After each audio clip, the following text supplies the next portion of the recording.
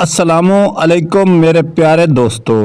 صرف ایک مجون کھائیں، ساری رات بیوی کو جھٹکے لگائیں، اگر نفس ڈھیلا ہو جائے لتر تیرا سر میرا، ویڈیو کو مکمل دیکھیں کام ہو جائے گا۔ زندگی میں ایک ایسے شخص کا ہونا بہت ضروری ہے جس کو دل کا حال سنانے کے لیے لفظوں کی ضرورت ہی نہ پڑے۔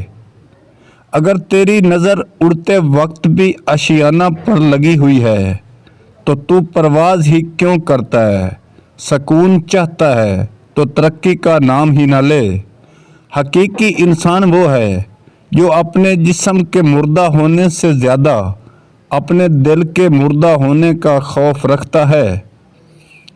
دنیا میں کچھ ایسے حادثے ہوتے ہیں جو سمجھا دیتے ہیں کہ ماں باپ کے سوا کوئی مخلص نہیں ہوتا، جو کہتے ہیں کہ پیچھے مڑ کر نہیں دیکھنا چاہیے، غلط کہتے ہیں، بار بار دیکھنا چاہیے تاکہ اوقات یاد رہے کہاں سے چلتے تھے کہاں تک پہنچ گئے۔ حضرت علی نے ارشاد فرمایا، ایسی غربت پر صبر کرو جس میں عزت محفوظ ہو، اس امیری سے بہتر ہے جس میں ذلت تو رسوائی ہو۔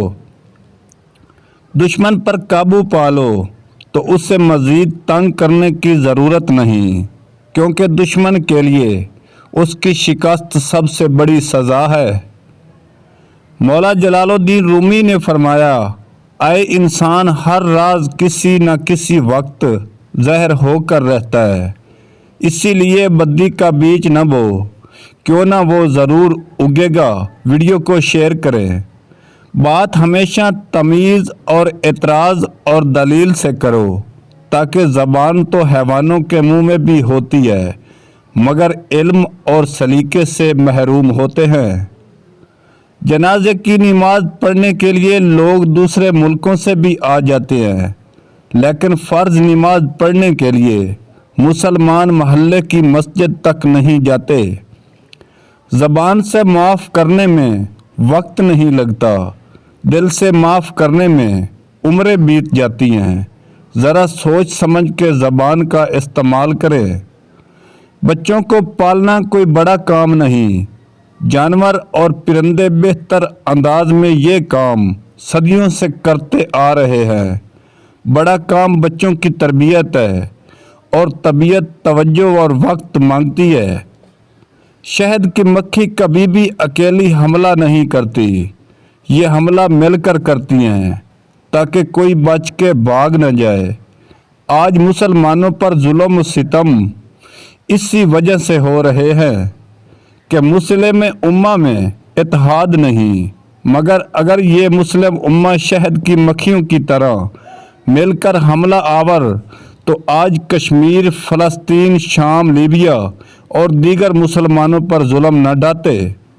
25 سال کی لڑکیوں کو ڈراموں میں ماں کے کردار کو دیکھنا مائنڈ میں یہ ڈالتا ہے کہ 25 سال کی لڑکیوں کو ماں کے برابر کہا جاتا ہے۔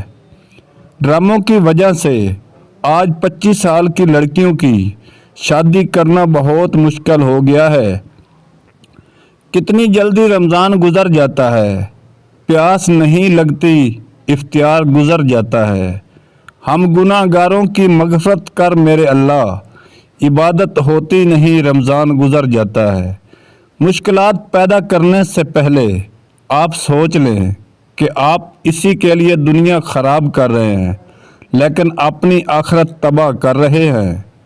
دنیا والوں کے لیے ایک شخص ہے لیکن گھر والوں کے لیے آپ دنیا ہیں۔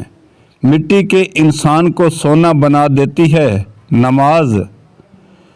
اشک ہو تو عبادت میں مزہ آتا ہے، خالی سجدے میں دنیا ہی بسا کرتی ہے۔